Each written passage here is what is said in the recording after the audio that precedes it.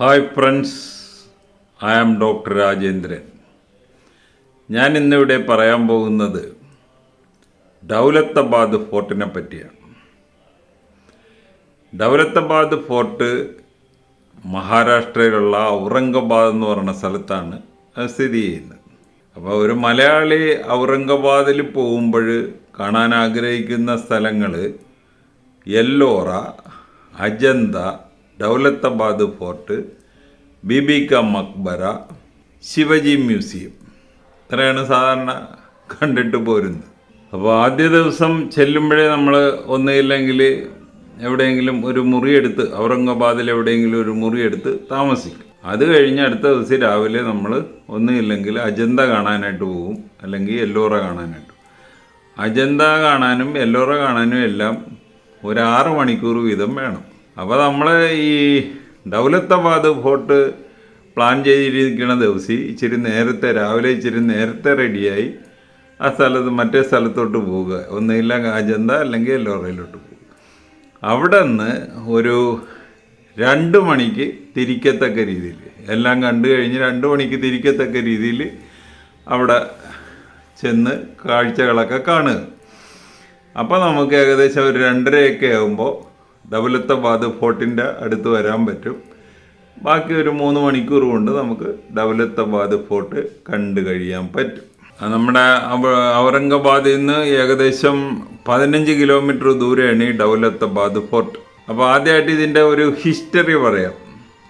ഇത് 11-ാം നൂറ്റാണ്ടിൽ യാദവ കിങ്സാണ് ഈ ദൗലത്താബാദ് ഫോർട്ട് നിർമ്മിച്ചത്. അതിൽ പ്രധാനി കിങ് ബെല്ലം രാജ്, പുള്ളിയാണ് ഇതിൻ്റെ അകത്ത് പ്രധാനി. അത് കഴിഞ്ഞ് അവരുടെ പിൻഗാമികളെല്ലാം ഈ ദൗലത്താബാദ് തന്നെ ക്യാപിറ്റലായിട്ട് കണക്കാക്കിക്കൊണ്ട് ഭരണം നടത്തി. ഇതിൻ്റെ ആദ്യത്തെ പേര് ഡിയോഗിരി എന്നാണ്. ഡിയോഗിരി എന്ന് പറഞ്ഞു കഴിഞ്ഞാൽ ഹിൽ ഓഫ് ഗോഡ്സ് എന്നാണ് അതിൻ്റെ അർത്ഥം. അത് കഴിഞ്ഞ് ഈ യാദവരെ കീഴടക്കുന്നത് ഖിൽജി രാജവംശമാണ്. ഖിൽജി രാജവംശത്തിന് തുഗ്ലക് രാജവംശം എന്ന് പറഞ്ഞാൽ ഡൽഹിയുടെ സുൽത്താൻമാരായിരുന്ന തുഗ്ലക് രാജവംശം കീഴടക്കി. അങ്ങനെ ഈ ഭാഗങ്ങളെല്ലാം, ഈ ദൗലത്താബാദിൻ്റെയൊക്കെ ഭാഗങ്ങളെല്ലാം തുഗ്ലക് രാജവംശത്തിൻ്റെ കയ്യിലായി. ഈ തുഗ്ലക് രാജവംശത്തിൽ ഒരു പ്രധാനി ഉണ്ടായിരുന്നു, മുഹമ്മദ് ബിൻ തുഗ്ലക്. അദ്ദേഹം ഈ ഭരണം കുറച്ചുകൂടെ തെക്കോട്ട്, ഡൽഹിയിൽ നിന്ന് കുറച്ചുകൂടെ തെക്കോട്ട് മാറ്റിയാൽ കൊള്ളാം, അല്ലെങ്കിൽ ഇന്ത്യയുടെ കുറച്ചുകൂടെ നടുക്കോട്ട് മാറ്റിയാൽ കൊള്ളാമെന്നൊരാഗ്രഹം അദ്ദേഹത്തിന് വന്നിട്ട് 1327 അദ്ദേഹം ഡൽഹിയിലുണ്ടായിരുന്ന എല്ലാവരോടും പറഞ്ഞ് നേരെ ദൗലത്താബാദിലോട്ട് യാത്ര ചെയ്തോളാനായിട്ട്. അങ്ങനെ പുള്ളി ഡൽഹി വിട്ടിട്ട് ദൗലത്താബാദ് ഇന്ത്യയുടെ ക്യാപിറ്റലാക്കുന്ന ഒരു ഹിസ്റ്ററി ഉണ്ട്. അപ്പോൾ ആ യാത്ര എന്ന് പറഞ്ഞാൽ അന്ന് വലിയ ട്രെയിനും ഒന്നുമില്ല, എല്ലാവരും കാളവണ്ടിയിലും നടന്നും ഒക്കെയാണ് ഈ 1500 കിലോമീറ്ററാണ് താണ്ടിയത്. അപ്പോൾ കുറേ പേരൊക്കെ മരിക്കുകയൊക്കെ ചെയ്തു. അത് കഴിഞ്ഞ് ഈ തുഗ്ലക്കിന് തോന്നി ഇവിടെ അത്ര പന്തിയല്ല എന്ന് തോന്നിയിട്ട് അദ്ദേഹം തിരിച്ച് ഡൽഹിക്ക് എല്ലാവരും തിരിച്ചു പോയിക്കൊള്ളാനായിട്ട് പറഞ്ഞ ഒരു ചരിത്രവും ഉണ്ട്. ഈ മുഹമ്മദ് ബിൻ തുഗ്ലക്കാണ് ഡിയോഗിരിനെ ദൗലത്താബാദാക്കി മാറ്റിയത്. ദൗലത്താബാദ് എന്ന് പറയുന്നത് അതിൻ്റെ അർത്ഥം ധനത്തിൻ്റെ ഗ്രഹം, അല്ലെങ്കിൽ സിറ്റി ഓഫ് ഫോർച്യൂൺ, അതാണ് അതിൻ്റെ അർത്ഥം. ഈ ദൗലത്താബാദിൻ്റെ അർത്ഥം അതാണ്. 1499 ഇതിൻ്റെ ഭരണം ഹൈദരാബാദ് നൈസാമിൻ്റെ കയ്യിൽ വരുന്നു. അതിനുശേഷം ഇവരെ കീഴടക്കുന്നത് മുഗൾ സാമ്രാജ്യമാണ്. അങ്ങനെയാണ് ഔറംഗസീബൊക്കെ ഔറംഗാബാദിൽ വരുന്നത്. ദൗലത്താബാദ് ഒരു വളരെ പവർഫുള്ളായിട്ടുള്ള ഒരു കോട്ടയായിരുന്നു. അപ്പോൾ ഈ കോട്ട നിൽക്കുന്നത് 62.70 ഹെക്ടർ സ്ഥലത്താണ് ഈ കോട്ട നിൽക്കുന്നത്. ഇതിന് 3 ചുറ്റുമതിലുകളുണ്ട്. അതുപോലെ തന്നെ ഇതിൻ്റെ ഗേറ്റുകൾ ഇരുമ്പ് ഗേറ്റുകളാണ്. അതിൽ ഈ എലിഫൻറ്റ് സ്പൈക്കേഴ്സുകൾ എന്ന് പറഞ്ഞാൽ ആനയെ കൊണ്ട് ഇടിപ്പിച്ച് തുറക്കാൻ പറ്റാത്ത രീതിയിലുള്ള ഒരു കൺസ്ട്രക്ഷനാണ് ഈ ഗേറ്റുകൾക്ക്.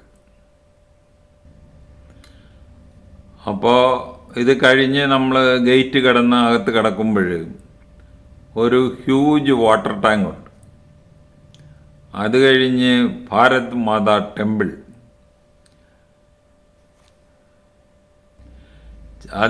അത് ലെഫ്റ്റ് സൈഡിലാണെങ്കിൽ റൈറ്റ് സൈഡിലായിട്ട് ചാന്ദ് മിനാർ,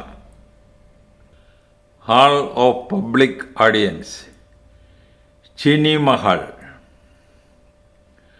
രംഗമഹൽ, അന്ധേരി എന്ന് പറഞ്ഞാൽ ഒരു ഡാർക്ക് പാസേജാണിത്. പിന്നെ ഒരു 10ഓളം അൺഫിനിഷ്ഡ് റോക്ക് കേവ്സ് ഉണ്ട്. ഇത് യാദവ രാജാക്കന്മാർ ഉണ്ടാക്കി തുടങ്ങിയതാണ്, അത് ഫിനിഷ് ചെയ്യാൻ പറ്റിയിട്ടില്ല. ഇവിടെ ആദ്യമായിട്ട് നമ്മൾ കാണുന്ന ഒരു ഹ്യൂജ് വാട്ടർ ടാങ്കാണ്. ഇത് വെളിയിൽ ശത്രുക്കൾ വന്ന് ആക്രമണത്തിനൊക്കെ വരുമ്പോൾ ഇവർ അകത്തായി പോയ ആർമി ഭടന്മാർക്ക് കുടിക്കാനുള്ള വെള്ളമാണ്. അത് 6 മാസത്തേക്ക്. പിന്നെ ഇനി അടുത്തത് നമുക്ക് ചാന്ദ് മിനാറിനെ പറ്റി പറയാം. ഈ ചാന്ദ് മിനാർ പണി കഴിപ്പിച്ചത് സുൽത്താൻ അഹമ്മദ് ഷാ സെക്കൻഡ്. അത് സംഭവിക്കുന്നത് 1447. അദ്ദേഹം ഈ ദൗലത്താബാദ് കീഴടക്കിയതിൻ്റെ ഓർമ്മക്കായിട്ട് പണിത ഒരു ടവറാണ് ഇത്. അതിനെ ഒരു വിക്ടറി ടവർ എന്ന് വേണേലും പറയാം. ഇതിൻ്റെ ഹൈറ്റ് ഏകദേശം 70 മീറ്ററുണ്ട്. അതുപോലെ അതിൻ്റെ ബേസിലുള്ള സർക്കംഫറൻസ് 21 മീറ്ററാണ്.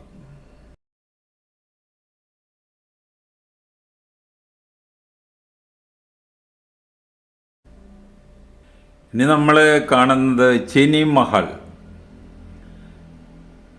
ഇതിൽ അബ്ദുൾ ഹസൻ എന്ന് പറയുന്ന ഒരു ഗോൾക്കൊണ്ട കിങ്ങിനെ ഔറംഗസീബ് ഏകദേശം 13 വർഷം തടവിൽ പാർപ്പിച്ചത് ഈ ചിനി മഹലിലാണ്. അത് 1687. ഏകദേശം 13 വർഷം അദ്ദേഹം ഈ ചിനി മഹലിൻ്റെ അകത്ത് തടവിലായിരുന്നു.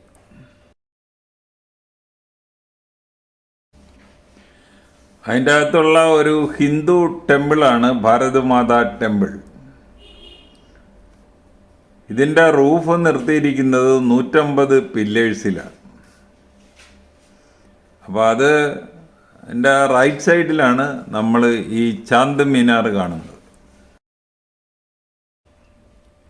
അടുത്തതായിട്ട് നമ്മളവിടെ കാണുന്നത് മെൻഡ ടോപ്പ്, MENDHA, മെൻഡ ടോപ്പ്. അപ്പോൾ അവിടെ ഒരു പീരങ്കി 5.5 മീറ്റർ നീളമുള്ള ഒരു പീരങ്കി നമുക്കവിടെ കാണാം. അത് ഒരു റൗണ്ട് ബേസിൻ്റെ മുകളിലാണ് ഈ പീരങ്കി വെച്ചിരിക്കുന്നത്. അപ്പോൾ അതിൻ്റെ ബാക്കിൽ ഒരു മുട്ടനാടിൻ്റെ തലയുടെ ഷേപ്പിലാണ്. അതുകൊണ്ടാണ് ആ പേര് അതിന് കിട്ടിയത്. ഈ ഫോർട്ട് ഒരു കിടങ്ങിനാൽ ചുറ്റപ്പെട്ടിരിക്കുന്നു. ഈ കിടങ്ങിൻ്റെ ഡെപ്ത് ഏകദേശം 12 മീറ്ററാണ്. അപ്പോൾ അതിൽ വെള്ളം നിറഞ്ഞു കിടക്കും. അതിൻ്റെ അകത്ത് പണ്ട് ഇതിൻ്റെ രാജഭരണകാലത്ത് നിറച്ച് മുതലേനെ വളർത്തിയിരുന്നു പോലും. അപ്പോൾ ഇത് ശത്രുക്കൾ അകത്ത് കിടക്കാതിരിക്കാൻ വേണ്ടി ഉള്ള ഒരു വിദ്യയായിരുന്നു. അപ്പോൾ ഇതിൻ്റെ പുറത്തുകൂടെ ഒരു പാലമുണ്ട്. ഈ പാലം അവർക്ക് എടുത്തു മാറ്റാൻ പറ്റി. അപ്പോൾ ശത്രുക്കൾ വരികയാണെങ്കിൽ ആ പാലം എടുത്തങ്ങ് മാറ്റും. അപ്പോൾ ശത്രുക്കൾക്ക് അകത്തോട്ട് കിടക്കാൻ പറ്റത്തില്ല. ഈ കിടങ്ങിലങ്ങ് വീണുപോയാൽ നിറച്ച് മുതലെയാണ്. അടുത്തത് അന്ധേരി എന്ന് പറഞ്ഞാൽ ഒരു ഡാർക്ക് പാസേജാണ്. അപ്പോൾ ഇതിൽ അവർ ലൈറ്റൊന്നും ഇട്ടിട്ടില്ല. അപ്പോൾ അന്ന് പണ്ട് രാജാക്കന്മാരുടേത് കിടന്നിരുന്ന പോലെ ഇത് വളഞ്ഞ് കിടക്കുന്ന ഒരു പാസേജ്. അപ്പോൾ നമ്മൾ ഒരു തുരങ്കത്തിൻ്റെ അകത്തൂടെ പോയിക്കൊണ്ടിരിക്കുകയാണ്. അപ്പോൾ അത് വീഡിയോയിൽ കിട്ടത്തില്ല. അവരാണെങ്കിൽ ലൈറ്റൊന്നും ഇട്ടിട്ടില്ല.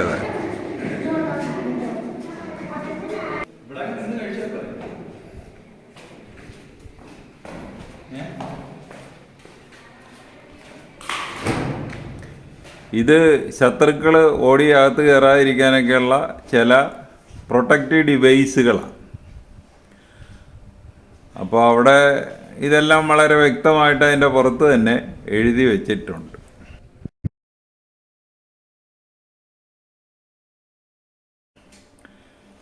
ഇനി നമ്മൾ നേരെ ആ പാസേജിൽ കൂടെ കടന്ന് നേരെ മുകളിലോട്ട് പോയി കഴിഞ്ഞാൽ നമുക്ക് ഫോർട്ടിൻ്റെ മുകളിലെത്താൻ പറ്റും. ഫോർട്ടിൻ്റെ മുകളിലെത്തിയിട്ട് നമ്മൾ ചുറ്റിനും കണ്ണോടിച്ച് കഴിഞ്ഞാൽ ദൗലത്താബാദ് ശരിക്ക് കാണാൻ പറ്റും.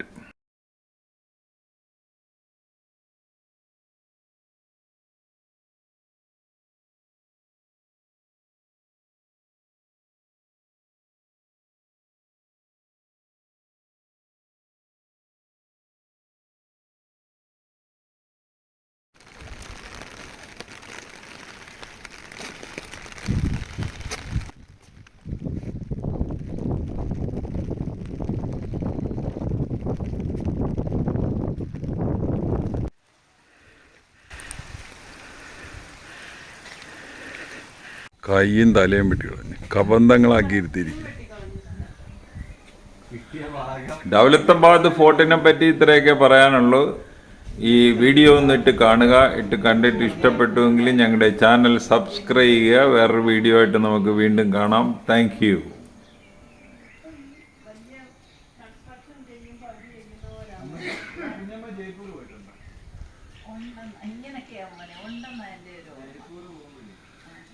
അത് മൈസൂർ പാലസിലുണ്ട്.